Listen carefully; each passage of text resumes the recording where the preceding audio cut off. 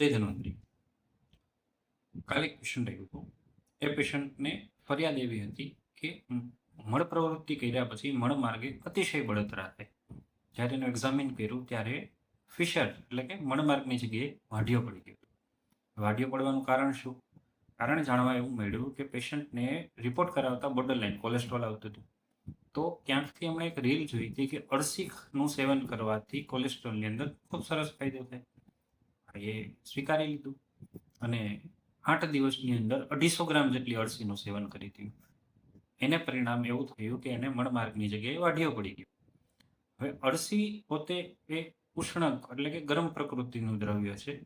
આ જે વ્યક્તિ હતું એ વ્યક્તિ પોતે પણ એક ગરમ પ્રકૃતિ એટલે કે પિત્ત પ્રકૃતિ વાળો વ્યક્તિ હતો. અને સેવન ક્યારે કર્યું? તો કે ઉનાળાના સમયની અંદર જ્યારે વાતાવરણ પણ ગરમ. અળસી ખાવાનો પેશન્ટને કઈ ફાયદો થયો કે ન થયો? એની ગેરફાયદા તરીકે એને મળમાર્ગે ચીરો પડી ગયો. હંમેશા એક વસ્તુનું યાદ રાખવો કે વ્યક્તિની પોતાની એક પ્રકૃતિ હોય.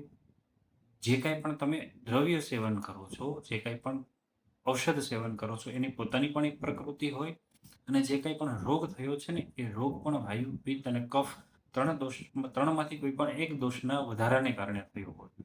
આ સમજ્યા વગર જ્યારે કોઈ પણ પ્રકારના દ્રવ્યનું સેવન કરવામાં આવે તો એ હંમેશા નુકસાન કરતા જ થાય છે.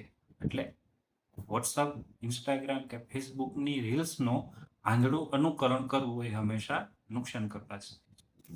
જય ધન્વંતરી.